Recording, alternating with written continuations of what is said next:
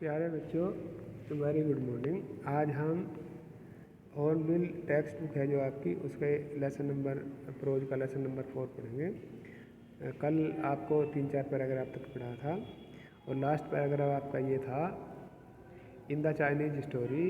जो चाइना की स्टोरी होती है, मतलब पेंटिंग के बारे में जो कहानी होती है, उसमें एम्परर ने उसको पेंटिंग करने का वू डाउ जी को आदेश दिया था और उन्होंने उसकी बाहरी जो अपीयरेंस थी उसको देख करके, फ़ोटो को देख करके, पेंटिंग को देख करके उसकी बड़ी तारीफ़ करी। लेकिन जो आर्टिस्ट थे, जो वू डाउ जी थे, वो ये उसका ट्रू मीनिंग उनको प्रकट कर बताना चाह रहे थे। मतलब उस पेंटिंग के अंदर एक्चुअल में है क्या। जो उन्होंने बाहर से देखा वो तो ठीक है, लेकिन वो क्या दिखाना चाह रहे हैं, उनका माइंड क्या था, उनकी इमेजिनेशन उस पेंटिंग को बनाने में क्या थी, उसको जो आर्टिस्ट है वो वू डाउ जी उनको बताना चाह रहे थे। और ये भी बताया आगे कि जो एम्परर होता है, राजा होता है, वो अपनी टेरिटरी को जीत लेता है और उस पर रूल करता है, लेकिन केवल एक आर्टिस्ट ही है जो उसके अंदर जाने का रास्ता जानता है। इसका मतलब ये है कि जो आर्टिस्ट होते हैं ना, जो पेंटिंग बनाते हैं, तो वो अपनी इमेजिनेशन के हिसाब से पेंटिंग बनाते हैं, उनका दिमाग में क्या चल रहा होता है। और चाइनीज़ पेंटिंग में यही बताएगा कि जो चाइनीज़ पेंटिंग है उसमें आप जो दिख रहा है वो नहीं देखते हैं, इसके अलावा बहुत सारी चीज़ें हैं जिसमें आपको अपना माइंड लगाना है कि पेंटर का प्लान का क्या दिमाग था इसको बनाने में। ठीक है, तो इसी के बारे में बताएगा। तो इसमें ये बताया कि उसके अंदर घुसने के लिए केवल ये है पेंटर ही है जो उसके अंदर घुस सकता है। और उसके बाद ये बताया कि जो डाउ है इसका मतलब दो होते हैं, एक तो रास्ता या उसकी विधि और दूसरा जो संसार के मिस्टीरियस कार्य हैं वो। और इसमें ये बताया कि जो पेंटिंग थी वो तो चली गई। पेंटिंग में जैसे वू डाउ जी ने क्लैप किया और वो उस गुफा के अंदर चले गए तो वो काम पूरा हो गया और अब वो पेंटिंग रही भी नहीं। लेकिन जो पेंटर था उनका जो मोटो था वो पूरा हो गया, जो उन्होंने प्लान किया था वो सारा कंप्लीट हो गया। तो यही बताना चाह रहे हैं कि पेंटर जो है, पेंटर का जो मकसद था वो उसमें पूरा हो गया। अब आज हम कहाँ से पढ़ेंगे, a classical Chinese landscape is not meant to reproduce an actual image as would western figurative painting. मतलब जो पश्चिमी प्रतीकात्मक जो पेंटिंग है वो चाइनीज पेंटिंग की तरह ही एक्चुअल व्यू दिखाते हैं, एक्चुअल व्यू नहीं दिखाते हैं। मतलब जो पेंटिंग के अंदर है केवल वही सफिशिएंट नहीं है, उसके अंदर बहुत कुछ ब्लैंक चीज़ें छोड़ रखी है।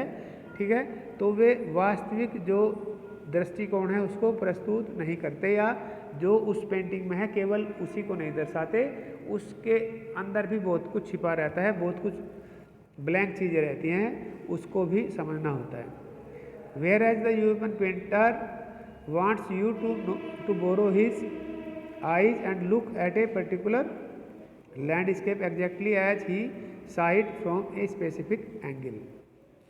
The बस यहाँ तक देखो, इसमें क्या लिखा, जो यूरोपियन पेंटर है वो चाहते हैं कि आप उनके नज़रिए से देखो, यानी कि जो पेंटिंग बनी है वो ऐसी ही देखनी है।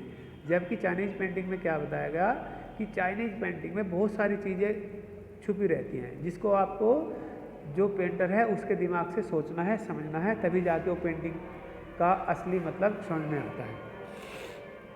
इसके बाद क्या है, his landscape is not real.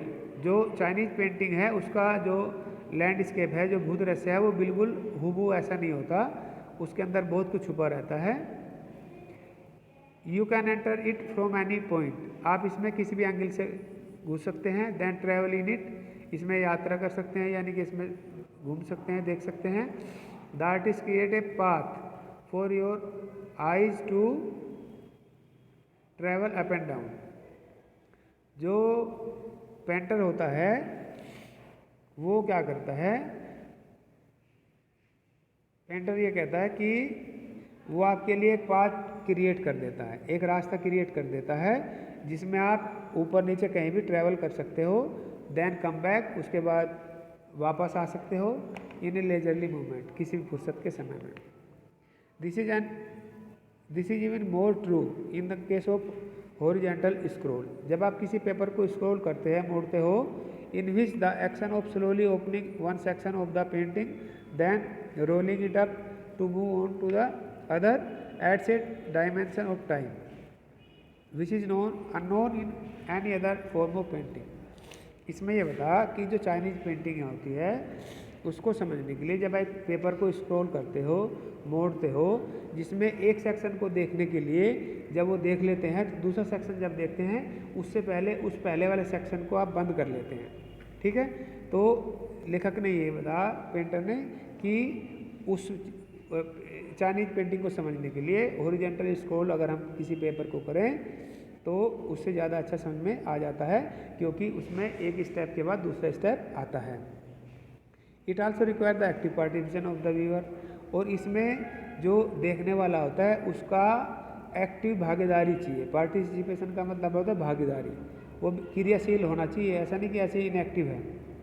Who decided at what pace he will travel through the painting, जो यह डिसाइड करता है कि वह कितने पेस से, पेस का मतलब गति से उसमें ट्रेवल करेगा, यानी कि उसको देखेगा।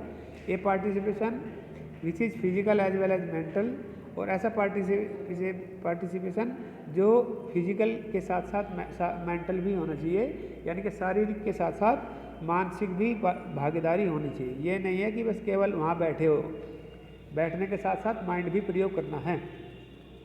Chinese painter does not want you to borrow his eyes, Chinese painter ये नहीं चाहते कि आप उनकी आँखें खरीदो, यानी कि जैसे वो दिख रहा है, जैसे उन्होंने पेंटिंग बनाई है ऐसे ही आप देखो, नहीं। He wants you to enter his mind, वो चाहते हैं कि आप उसके माइंड में घुस जाए, यानी कि जो क्रिएटिविटी पेंटर की है, जो इमेजिनेशन पेंटर की है, वो आप उस सोच से उसको देखो। The landscape is an inner one, a spiritual and conceptual space, और जो ये भूदृश्य होता है, लैंडस्केप होता है, ये आंतरिक है और एक आध्यात्मिक और धारणात्मक क्षेत्र है। ठीक है, तो इसमें बता चाइनीज़ पेंटिंग के बारे में। चाइनीज़ पेंटिंग को समझने के लिए ये भी बता कि हमें जो है पेपर को हॉरिजॉन्टली स्क्रॉल करना चाहिए, और इसमें ये भी बताया कि जो चाइनीज़ पेंटिंग होती है उसमें आपको जो पेंटर है उसकी आंखों से देखने की ज़रूरत नहीं है, इसमें उसके जो सोच है उसमें देखने की ज़रूरत है, उसकी जो इमेजिनेशन है उसमें झांकने की ज़रूरत है। अब नेक्स्ट पैराग्राफ पे चलते हैं। This concept is express as shan shui, इस कंसेप्ट को हम, इस धारणा को हम सेंस हुई के रूप में प्रस्तुत कर सकते हैं, जिसका literally mountain water which use together represent the world landscape. Literally हमारे जिसका शाब्दिक अर्थ है माउंटेन वाटर, पर्वत और पानी। जैसे आपने देखा होगा जब भी हम कोई चित्र बनाने के लिए आता है तो हम एक सुंदर सा पहाड़ बना देते हैं, उसके नीचे बहती हुई नदी बना देते हैं, तो उसी के बारे में ये बता रहे हैं कि इसका शाब्दिक अर्थ है कि पर्वत, बहुत सारे पर्वत, ऊंची ऊंची चोटियाँ और उसमें पानी यानी कि बहती हुई नदी, नाले, इस टाइप से। और विच use together represent the word landscape, अगर हम इन दोनों को जोड़ दें इसको बोलते हैं लैंडस्केप, यानी कि भूदृश्य, यानी कि उसमें भूमि भी है और दूसरी चीज़ें भी हैं। More than two elements of an image, एक इमेज के, एक प्रतिमा जो है उसके दो एलिमेंट होते हैं। दीज रिप्रेजेंट टू कंप्लीमेंट्री पोल, और ये दो पूरक पोल को, ध्रुव को बताते हैं। Reflecting douse view of universe, और जो दाऊ का जो व्यू है, दृष्टिकोण है, उसको रिफ्लेक्ट करते हैं ये चीज़ें। कौन? किसी भी सोच के दो पहलू होते हैं, उसके दो पोल होते हैं, दो ध्रुव होते हैं, और ये दाऊ के जो दृष्टिकोण है उसको रिफ्लेक्ट करते हैं। द माउंटेन इज यांग, उन्होंने ये बताया कि जो माउंटेन है, जैसे ऊपर हमने पढ़ा था माउंटेन वाटर, जिसका अर्थ है, तो माउंटेन का मतलब होता है यांग। यांग मतलब रीचिंग वर्टिकली टुवर्ड्स हेवन, जिसमें हम ऊपर आसमान की तरफ चलते हैं। स्टेबल, उसमें हम स्टेबल रहते हैं। पर्वत देखा आपने, स्टेबल रहता है तो सीधा आसमान की तरफ को चलता है पर्वत। वार्म, ये गर्म भी होते हैं। एंड ड्राई इन सनलाइट, और सूरज की धूप में वो सूख जाते हैं। वाइल द वाटर इज यिन, जबकि सेंसुई के अनुसार क्या है, वाटर क्या है, यिन है, और पर्वत यांग है, और ये दो कम्प्लीमेंट्री पोल हैं। तो ये यिन क्या हुआ, वाटर हुआ। वाटर क्या है, हॉरिजॉन्टल है, पैरेलल, ग्राउंड के पैरेलल में, धरती के पैरेलल में बहता है ये पानी। रेस्टिंग ऑन द अर्थ, जमीन पर रेस्ट करता है। फ्लूइड, ये लिक्विड है। मोस्ट एंड कूल, और ये ठंडा भी है। द इंटरेक्शन ऑफ यिन, ठीक है, इंटरेक्शन मतलब आपस में क्रिया। ऑफ यिन, यिन की क्रिया। यिन क्या है, यिन है रिसेप्टिव, जो ग्रहण करने वाला है। Feminine aspect of the universal energy, और जो यूनिवर्सल एनर्जी है उसका नारीत्व पार्ट है, फेमिनिन पार्ट है, एस्पेक्ट है। इट्स काउंटर पार्ट, और जो इसका दूसरा पार्ट है वो येंग है, वो एक्टिव है, और मैस्कुलिन है, वो पुरलिंग है। फेमिनिन का मतलब स्त्रीलिंग और मैस्कुलिन का मतलब पुरलिंग। Is of course a fundamental notion, ये क्या है, ये फंडामेंटल नोशन है, यानी कि क्या बोलेंगे इसको, इसको बोलेंगे मौलिक मौलिक राय, मौलिक दृष्टिकोण ऑफ दाओइज्म, जो दाओइज्म का मौलिक दृष्टिकोण है, फंडामेंटल नोशन है। What is often overlook is an essential third element, और जो अक्सर ओवरलुक किया जाता है, नज़रअंदाज किया जाता है, वो क्या है, थर्ड एलिमेंट है। दो एलिमेंट तो क्या हो गए, येंग एंड यिन, और एक तीसरा एलिमेंट है जिसको हम नॉर्मली ओवरलुक कर देते हैं, नज़रअंदाज कर देते हैं, द मिडल वॉइड, ठीक है, बीच का खाली स्थान। Where their interaction takes place, जहाँ पे इन दोनों का इंटरेक्शन होता है, किसका, यांग एंड यिन का, ठीक है। This can be compared with the yoga practice of pranayama, इसको हम योगा, जो योग अभ्यास है उसके प्राणायाम से इसको हम कंपेयर, तुलना कर सकते हैं। कैसे, ब्रीथ इन एंड रिटेन, आप ब्रीथ, सांस लो, फिर रिटेन करो, उसको रोको, एंड ब्रीथ आउट, और सांस छोड़ दो। The suspense of the breath is void, ठीक है, जब हम सांस को छोड़ते हैं उससे पहले जो हमने सांस रोक के रखा वो है वॉइड। वॉइड का मतलब खाली, खाली स्थान, जिसमें क्या होता है, वेयर मेडिटेशन ओकर्स, जहाँ पे चिंतन होता है। The middle void is essential, जो मिडल का जो स्थान है ना, खाली स्थान जो है, वो बहुत ही ज़रूरी है। एसेंशियल का मतलब ज़रूरी है। Nothing can happen without it, इसके बिना कुछ नहीं हो सकता। अगर पर्वत का और नदी का संपर्क करना है, उसके बीच में जो खाली जगह है उसका इंटरेक्शन नहीं हुआ, तो अगर उसको हम थर्ड एलिमेंट को नकार रहे हैं तो इसका मतलब यह है कुछ भी घटित नहीं होने वाला, ठीक है। यान और यिन को अगर इंटरेक्ट करना है तो बीच का जो स्थान है उसके बिना वो संभव नहीं है। Hence the importance of the white unpainted space in Chinese landscape, इसलिए कह रहे हैं कि जो चाइनीज पेंटिंग है उसमें जो खाली स्थान होता है, जो वाइट स्थान होता है, अनपेंटेड स्पेस होता है जिसमें कुछ पेंटिंग नहीं की गई, उसका भी बहुत इम्पोर्टेंस है। इसका मैं आपको एक फ़ोटो भेजूंगा अभी थोड़ी देर में। मतलब ये बताएगा कि जो चाइनीज़ पेंटिंग होती है वो बिल्कुल हू नहीं होती, वो उसमें बहुत सारी खाली स्थान छोड़ देते हैं, कुछ वाइट स्पॉट छोड़ दिए, कुछ अनपेंटेड पोर्शन छोड़ दिया। तो जो पेंटर है वो डाउजी, उनका कहने का मतलब ये है कि वो खाली स्थान ऐसे नहीं छोड़ जाते, उसका भी कहने का कुछ मतलब होता है। अब नेक्स्ट उसमें चलते हैं, देखो क्या लिखा है।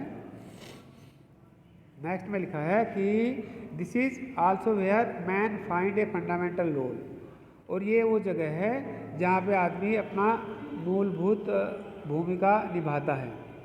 In that space between heaven and earth, इस स्पेस के बीच में, किसके बीच में, स्वर्ग और पृथ्वी के बीच में, he became the conduit of communication between both pole of universe, और ये जो दोनों पोल के बीच में जो खाली जगह है ये कम्युनिकेशन का काम करती है, कम्युनिकेशन का के चैनल का काम करती है, एक चैनल का काम करती है दोनों पोलों के दोनों पोलों के, दोनों ध्रुवों के बीच में। और दोनों पोल कौन से हैं, यैन एंड यिंग। यैन क्या है, पर्वत है, यिन वाटर है इसको मैस्कुलिन बताएगा और पर्वत को मैस्कुलिन बताएगा और जो वाटर है इसको फेमिनिन बताएगा। हिज प्रेजेंस इज एसेंशियल, जो बीच का जो कम्युनिकेशन का जो चैनल है वो बहुत ही एसेंशियल है। ठीक है, दोनों ध्रुव के बीच में जो कम्युनिकेशन का चैनल है वो बहुत एसेंशियल है, ज़रूरी है। Even if it is only suggested far from being lost और oppressed by the lofty peak. Even if माने यदि, इट इज़ ओनली सजेस्टेड यह केवल सजेस्ट किया जाए, फार फ्रॉम बीइंग लॉस्ट कि इसको खो जाएगा या ओप्रेस हो जाएगा। ओप्रेस मतलब दब जाना, बाय द लोफ्टी पीक। अगर हम ये बात करें कि ये कहीं खो जाएगा दूर या ये जो पहाड़ी चोटियाँ हैं उसमें दब के रह जाएगा, इसको अगर हम छोड़ दें, ही इज़ इन फ्रांस्कियो चेंज wonderful expression the eye of the landscape. अगर हम इसको ये छोड़ दें कि ये लॉस्ट हो जाएगा या ये ऊंची ऊंची पहाड़ियों के बीच में दब के रह जाएगा, तो इसको छोड़ दे तो फ्रांसियोस चेंग के शब्दों में इसको हम बोलते हैं आई ऑफ लैंडस्केप। लैंडस्केप मतलब भूभाग की आँख, किसको बोलते हैं? जो खाली स्थान होता है उसको। अब इसमें ये दो चीज़ आपने पढ़ ली कि चाइनीज पेंटिंग क्या होती है और यूरोपियन पेंटिंग क्या होती है। अब हम पढ़ेंगे एक आउटसाइड पेंटिंग। ठीक है, आउटसाइडर पेंटिंग का मतलब ये है कि इसमें हमारे पीडब्ल्यूडी के इंजीनियर थे, उन्होंने नेकचंद जिनका नाम था, वो आर्ट में उनको कोई डिग्री तो नहीं थी आर्ट में, लेकिन आर्ट में वो इतना टैलेंट था उनके पास में कि उन्होंने जो रॉ मटेरियल होते हैं, जो पत्थर होते हैं या रिसाइकलिंग करके कुछ मटेरियल जो आता है, उससे उन्होंने एक रॉक गार्डन बनाया जिसमें तरह तरह की मूर्ति बनाई जो आज वर्ल्ड में भी फेमस है। ठीक है, तो उसके बारे में बताया कि गेटिंग इनसाइड आउटसाइडर आर्ट, कैसे हम कि जो बाहर जो बिना शिक्षित आर्टिशियन हैं उनको कैसे हम उनकी कला को देखें। देखो क्या लिखा है, ये बेसिकली उसके लिए है कि जो नेकचंद है उन्होंने कैसे कैसे, जो उन्होंने कोई डिग्री नहीं ली थी लेकिन उनका पेंटिंग में बहुत शौक़ था और उन्होंने कैसे जुगाड़ करके रॉ मटेरियल से उन्होंने ये बनाया था कौन सा गार्डन था ये? Rock garden. तो इसके बारे में बताया गया है। देखो क्या लिखा है, when French painter gene do buffet mooted the concept of art brut in the 1940, the art of untrained visionary was of minority interest। था कि जब जो फ्रांस के एक पेंटर थे जिनका नाम था जीन दुबूफे, मूटेड का मतलब होता है प्रस्तुत करना, concept of brute art, brute art का मतलब होता है आउटसाइड आर्ट। जब 1940 में फ्रांस के एक पेंटर थे जिनका नाम था जीन डुबूफे, उन्होंने आर्ट ब्रूट या आउटसाइडर आर्ट का कंसेप्ट प्रस्तुत किया था। The art of untrained visionary was of minority interest. उस समय जो अनट्रेंड विजनरी थे, विजनरी यानी कि अशिक्षित स्वप्नदर्शी, उनको ज़्यादा लोग इंटरेस्ट से नहीं देखते थे। यानी कि जो पेंटर ज़्यादा शिक्षित नहीं है, जिनके पास कोई डिग्री नहीं है, उनमें ज़्यादा इंटरेस्ट, उनकी पेंटिंग में ज़्यादा इंटरेस्ट नहीं लेते थे। From its almost weld beginning, well माने पर्दा होता है और पर्दे से मतलब ये है कि जब आप पर्दे के अंदर से देखते हैं तो क्लियर दिखाई नहीं देता। तो ये कह रहे हैं कि जो इसकी शुरुआत हुई वो वेल्ड बिगनिंग हुई, यानी कि वो क्लियर सी नहीं है, कुछ धुंधली है, गुप्त है, इस टाइप से कुछ भी समझ लीजिए। Outsider art has gradually become the fastest growing area of interest in contemporary art internationally. और धीरे धीरे, ग्रेजुअली माने धीरे धीरे, जो ये आर्ट था, जो आउटसाइडर आर्ट था, ये धीरे धीरे क्या हुआ, ये इंटरनेशनली भी, अंतर्राष्ट्रीय स्तर पर भी जो उसके समकालीन पेंटिंग थी उससे भी ज़्यादा इसने ग्रोथ की। ठीक है, उससे भी ज़्यादा ये फेमस हो गया। This genre is described as part of those who have no right to be artists as they have received no formal training. This genre का मतलब है ये शैली, जो इसकी शैली थी, is describe as art of those, यह उनकी कला या पेंटिंग कहलाती है जिनके पास कोई राइट नहीं था टू बी आर्टिस्ट, जिनके पास आर्टिस्ट कहलाने का कोई अधिकार नहीं था, यानी कि उनके पास कोई डिग्री नहीं थी। As they have received no formal training, क्योंकि उन्होंने कोई फॉर्मल औपचारिक ट्रेनिंग नहीं ली थी। Yet so talent and artistic insight, तब भी उनमें बहुत सारा टैलेंट था, प्रतिभा थी और कलात्मक अंतर्दृष्टि थी उनके अंदर। ठीक है। Their work are a stimulating contrast to a lot of mainstream offerings, और उनके जो कार्य थे, जो उनकी पेंटिंग थी, कार्य का मतलब पेंटिंग थी, वो बड़ी ही स्टिमुलेटिंग थी, बहुत ही उकसाने वाली पेंटिंग थी, जो बहुत ही उकसाती थी। Contrast to a lot of mainstream offerings, जो किसकी तुलना में, कंट्रास्ट का मतलब तुलना में, जो मुख्य धारा के लोग थे, जो प्रसिद्ध पेंटर थे, उनकी तुलना में उनके वर्क भी, किनके, जो अशिक्षित लोग थे, नेकचंद जैसे लोग थे, उनके कार्य भी बड़े स्टिमुलेटिंग थे, बहुत ही उकसाने वाले थे, एनकरेज करने वाले थे। Around time Dubuffet was propounding his concept in India and untutored genius was creating paradise. अब ये नेकचंद की तारीफ कर रहे हैं कि जब डुबुफे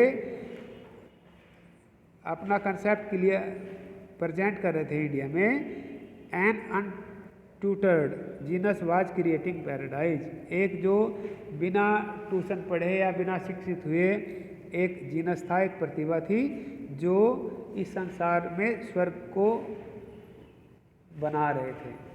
यानी कि जो नेकचंद है, जिनका नाम आगे आएगा, वो अनट्यूटर इसलिए कहा गया कि वो शिक्षित नहीं थे, उन्होंने कोई ट्रेनिंग नहीं ली थी, इसलिए अनट्यूटर्ड कहा।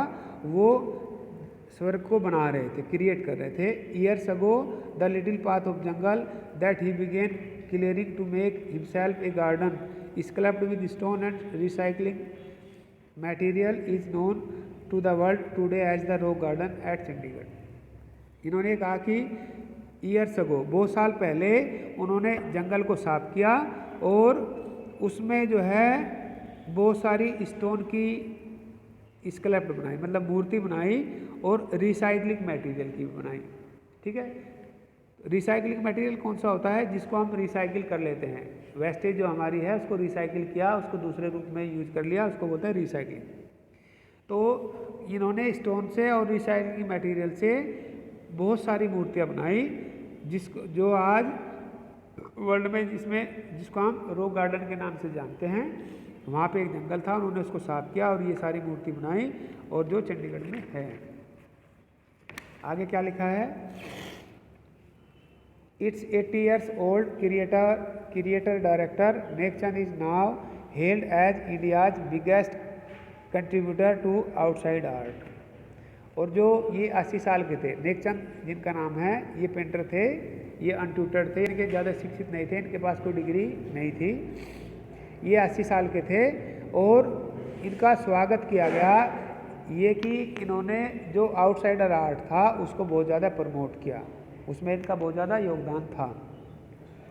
15th issue spring 2005 of raw vision, A UK based magazine pannier in outsider art publish features Nek Chand. इन्होंने कहा कि जो 15वां अंक था, 15th इशू का मतलब 15वां अंक, और बसंत ऋतु का 2005 में एक UK बेस्ड मैगजीन थी, एक इंग्लैंड की प्रसिद्ध मैगजीन थी जिसका नाम था रॉ विजन, उसने जो है इनके आउटसाइड आर्ट को पब्लिश किया और नेकचंद की एक एक गुणों को बताया। And his rock garden sculpture won by the waterfall on its anniversary issue cover. और जो इनकी जो मैगजीन थी उसका जो एनिवर्सरी डे था, उस दिन इसको फ्रंट पेज पे उन्होंने छापा, और किस नाम से छापा, वुमेन बाय वाटरफॉल, यानी कि झरने पर औरत। ठीक है, इस नाम से इनका जो है आउटसाइड आर्ट को जिन्होंने प्रमोट किया था उसको पब्लिश किया किसने? इंग्लैंड की एक रा विजन नाम से एक मैगजीन थी उसने। और लास्ट पैराग्राफ है आपका, the notion of art brut और raw art was of work that were in their raw state as regards cultural and artistic influence. Notion माने होता है विचार, ठीक है। जो आर्ट ब्रूट या रा आर्ट का जो विचार था वो क्या था? वाज ऑफ वर्क, वो ऐसा कार्य था, वर इन देयर रा स्टेट, जो उस समय जो है अपनी कच्ची अवस्था में था, regardless cultural and artistic influence, उसकी सांस्कृतिक और कलात्मक प्रभाव में के संदर्भ में अगर बात करें तो जो ये आउटसाइडर आर्ट था या आर्ट ब्रूट जिसको हमने कहा, ये जो है अपनी कच्ची अवस्था में था और इस पर सांस्कृतिक और कलात्मक जो प्रभाव थे ज़्यादा नहीं थे। Anything and everything from a tin to sink to a broken down car could be material for a work of art और something Nekchand has taken to dizzying Heights.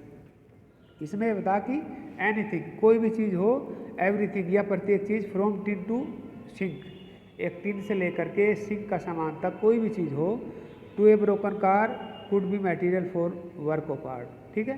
तो ये कुछ भी काम इनका हो सकता था, ठीक है। तो जब इन्होंने उसको रॉक गार्डन को बनाया तो कोई भी चीज़ हो या कोई प्रत्येक चीज़ जो टिन से लेकर के सिंक तक थी या कोई कार टूटी फूटी कार है उसके मटेरियल वाली हो। Something Nek Chand has taken to dizzying height, इसके प्रकार इन्होंने छोटी छोटी चीज़ों को एक असाधारण स्थान तक पहुंचा दिया। Recognising his art as an outstanding testimony of the difference a single man can make when he lives in his day. और नेकचंद जी ने यह दिखा दिया कि जब कोई आदमी कोई सपना देखता है या कोई चीज़ मन में ठान लेता है तो वो इस प्रकार के उत्कृष्ट परिणाम प्रदर्शित करता है। The Swiss commission for UNESCO will be honouring him, और जो स्विस कमीशन है यूनेस्को का वो इनको सम्मानित करेगा by way of European exposition of his work, जो उन्होंने वर्क का इन्होंने ये कार्य किया है, रॉक गार्डन बनाया है, उसके लिए 5 मंथ इंटरेक्शन शो और 5 महीने का शो चलेगा, रियलम ऑफ नेकचंद, जिसका टाइटल रहेगा कि नेकचंद का राज्य। Beginning October will be held at leading museums in Switzerland, Belgium, France and Italy. और जो इनके संग्रहालय है, ये म्यूजियम है कहाँ पे? स्विट्जरलैंड में है, बेल्जियम में है, फ्रांस में है, इटली में है, इन सब में इनको दिखाया जाएगा। The biggest reward is walking through the garden seeing people enjoy my creation, Nek Chand से। और नेकचंद ने ये कहा कि जब मैं देखता हूँ कि लोग उनके गार्डन को, उसमें गार्डन में घूम रहे हैं और उनको देख रहे हैं, तो उनकी क्रिएशन को देख रहे हैं, जो उन्होंने मूर्ति बनाई, जो उन्होंने जो भी उसमें दस्तकारी की, उसको देखते हैं, तो उसको देख करके कहते हैं कि इसका मुझे इनाम मिल गया। यानी कि वो लोग जो दर्शक होते हैं वहाँ जाते हैं और उसमें घूमते हैं गार्डन में और उसको, उनकी ब्यूटी को देखते हैं, उनकी क्रिएशन को देखते हैं, तो वो कहते हैं कि बस यही मेरा सबसे बड़ा इनाम है और उनकी बहुत प्रशंसा करते हैं। तो ये प्यारे बच्चों, ये आपका चैप्टर था लैंडस्केप ऑफ साउल, जिसमें हमें ये बताएगा कि कैसे हम चाइनीज़ पेंटिंग में और यूरोपियन पेंटिंग में अंतर देखते हैं। इसका मैंने पहले भी आपको बताया है। चाइनीज़ पेंटिंग में मतलब हमें अपना दिमाग लगाना पड़ता है, अर्थात हम पेंटर के दिमाग के अनुसार चलते हैं, जबकि यूरोपियन पेंटिंग में कुछ नहीं, जो जैसा वो पेंटिंग है हूबहू ऐसे ही देखते हैं, उसमें अपना दिमाग लगाने की कोई ज़रूरत नहीं है। चाइनीज़ पेंटिंग में कुछ ब्लैक स्पॉट होते हैं, जिसमें पेंटर का कोई मकसद होता है, उनकी कुछ इमेजिनेशन होती है, उसको हमें देखना होता है, ठीक है। इसके बाद एक आउटसाइडर आर्ट का भी इन्होंने बताया कि उसका भी बहुत महत्व हुआ बाद में, हालांकि वो इसे ऑथेंटिफाइड तो नहीं था, लेकिन उसको भी प्रमाण दिया गया बाद में और उसकी बहुत प्रशंसा की गई।